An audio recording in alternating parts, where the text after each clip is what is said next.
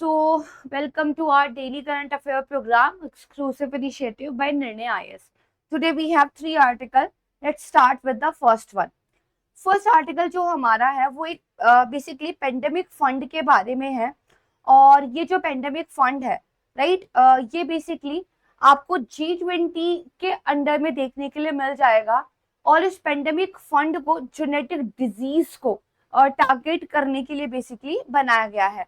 और $25 मिलियन का ये फंड रहेगा। तो basically G20 pandemic fund project जो है यहाँ पे लॉन्च किया गया है, और जिसका एम ये है कि जो एनिमल हेल्थ सिक्योरिटी है उसको इम्प्रूव किया जाए, ताकि जो एनिमल टू ह्यूमन इन्फेक्शन के ट्रांसमिशन हमें देखने के लिए मिलते हैं उनको यहाँ पर बेसिकली हम टैकल कर सके। सो बेसिकली अगर हम बात करें तो पिछले 10 ईयर में वर्ल्ड हेल्थ ऑर्गेनाइजेशन की तरफ से 5 से 6 जो है हेल्थ इमरजेंसीज डिक्लेयर की जा चुकी है।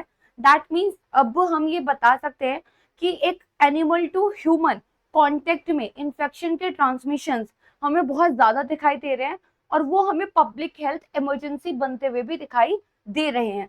तो इसीलिए यहाँ पर ना एनिमल हेल्थ का रोल काफी ज्यादा इंपॉर्टेंट हो जाता है अगर आप ह्यूमन हेल्थ को प्रोटेक्ट करना चाहते हो। तो यहीं से कॉन्सेप्ट निकल कर आती है जिसको बोलते हैं वन हेल्थ अप्रोच। देखिए, जो बेसिकली ह्यूमन हेल्थ है, राइट, वो यहाँ पर कहीं ना कहीं कनेक्टेड है आपकी जो एनिमल्स की हेल्थ है इससे भी, और साथ में जो आपका एक इन्वायरमेंटल बेसिकली कंडीशंस है इससे भी। फॉर एग्जांपल जो आपका बेसिकली वाटर है या जो सॉइल है, अगर उसके अंदर कुछ ऐसे पैथोजेंस हैं, अगर उस वाटर को आप ड्रिंक कर लो तो वो आपके अंदर भी ट्रांसमिट हो सकते हैं। दैट मीन्स कि इन्वायरमेंटल फैक्टर्स को भी आपको कंसीडर करना पड़ेगा जब आप ह्यूमन हेल्थ की बात करते हो। तो अगर आप ह्यूमन हेल्थ, एनिमल हेल्थ और जो ये इन्वायरमेंटल फैक्टर्स है इनको कंसीडर करके चलते हो तो एक इंटरसेक्शन वाला पॉइंट आपके पास आ जाता है जिसको हम यहाँ पर बोलते हैं वन हेल्थ। यानी कि अगर आपको ओवरऑल हेल्थी रहना है, इस तरह के पेंडेमिक से जो है अपने आप को प्रिवेंट रखना है, तो सिर्फ ह्यूमन हेल्थ पे फोकस करने से कुछ नहीं होगा। You have to focus on the animal health as well and the environmental factor as well. And इस पर्टिकुलर अप्रोच को WHO की तरफ से वन हेल्थ जो है यहाँ पे बोला गया है। करेक्ट है।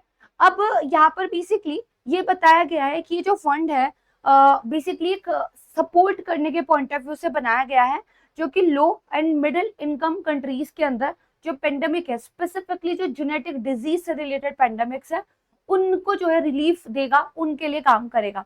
नाउ द क्वेश्चन इज, आपके जेनेटिक डिजीज क्या होते हैं? सो वो डिजीज जो यहाँ पर animal to human basically transmit हो जाते हैं उनको हम जेनेटिक डिजीज बोलते हैं। One of the example rabies. Correct.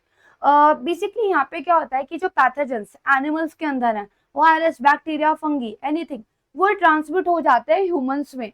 And then human to human भी अगर मान लीजिए ट्रांसमिशन देखने को मिल रहा है, तभी एक बहुत बड़ी प्रॉब्लम क्रिएट यहाँ पे हो सकती है। अगर हम बात करें तो यहाँ पे जो इस प्रोजेक्ट के अंदर पार्टनर्स हैं, आपको इसको प्रीलिम्स के लिए याद रखना चाहिए। That is Asian development bank, world bank and food and agriculture organization. These three actually bodies are partner within this fund, and अगस्त 2026 तक इसको कंप्लीट बेसिकली कर लिया जाएगा। यहाँ पर हम basically prevention and after pandemic जो ट्रीटमेंट, इन दोनों ही चीजों पे फोकस करेंगे। फॉर एग्जांपल लेबोरेटरीज का एक नेटवर्क प्रिपेयर किया जाएगा, डिजीज सर्वेलेंस ताकि एक अर्ली डिटेक्शन हो सके चीजों का, उस पर फोकस किया जाएगा, and cross border collaboration, right. तो ये सारी की सारी चीजें यहाँ पे होंगी। तो हमें इस पेंडेमिक फंड की जरूरत क्यों है? तो you already know the answer, क्योंकि हाई जेनेटिक रिस्क आज के टाइम पे हमें देखने को मिल रहा है।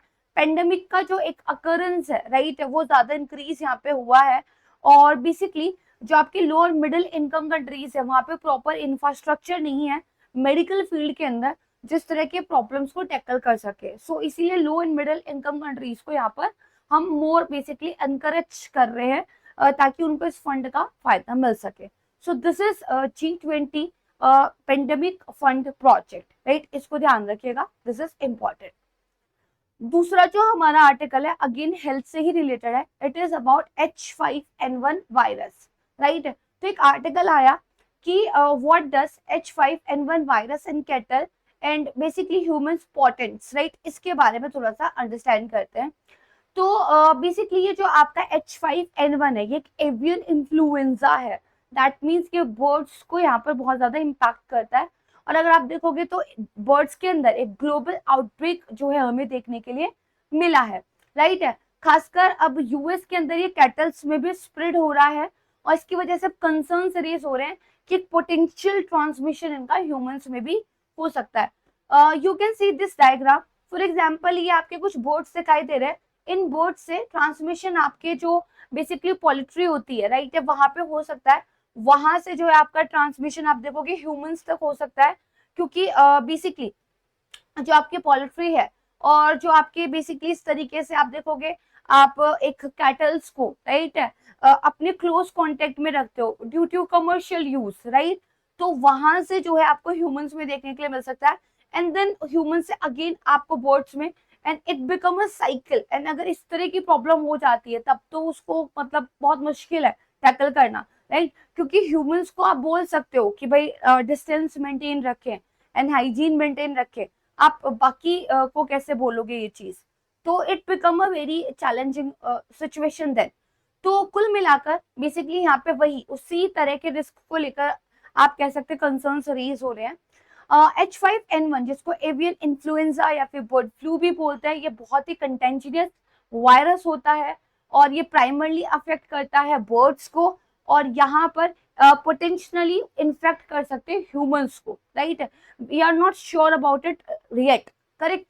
इन्फ्लुएंजा जो वायरस है वो वाइल्ड एंड माइग्रेटरी बर्ड से जो है ट्रांसमिट होना स्टार्ट होता है, तब वो डोमेस्टिक पोल्ट्री तक आ जाता है, वहां से बेसिकली ये कैटल्स यानी कि आपके जो डोमेस्टिक एनिमल्स होते हैं उनको इम्पैक्ट करता है एंड देन वहां से ह्यूमन के अंदर ट्रांसमिट हो सकता है, ठीक है।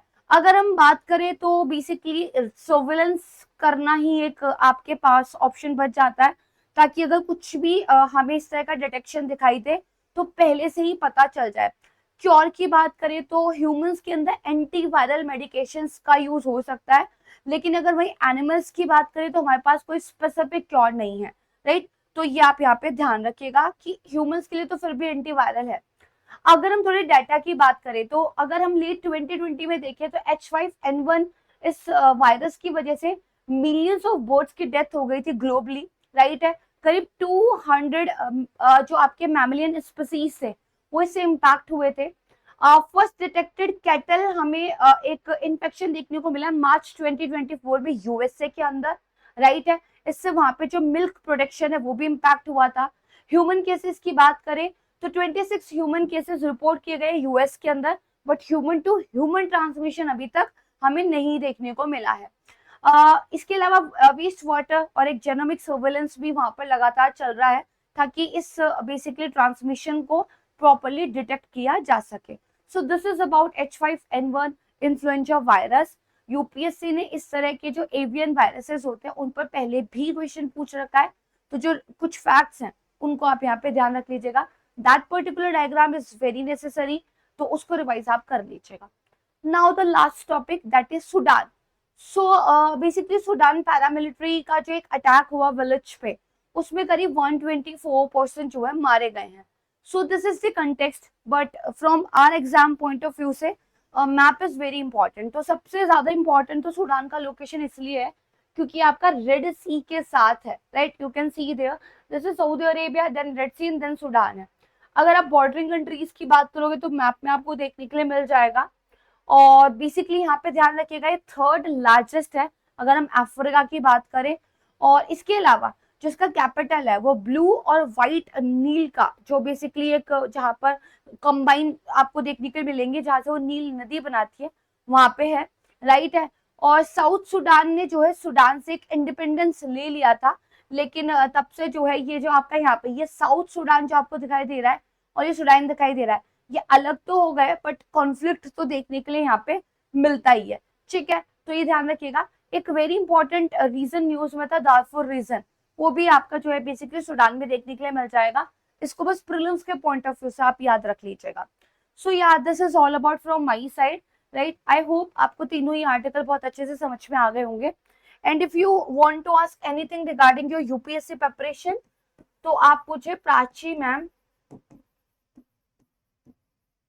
टेक्स्ट बुक टेलीग्राम चैनल पर ज्वाइन करके पिंग कर सकते हैं। आप अपनी यूपीएससी की प्रिपरेशन को लेकर स्पेसिफिकली हिंदी लिटरेचर ऑप्शनल या फिर करंट अफेयर को लेके कुछ भी पूछना चाहते हैं, so this is the communication medium जहाँ पे आप मुझे पिंग कर सकते हैं, right? So thank you so much everyone, bye bye.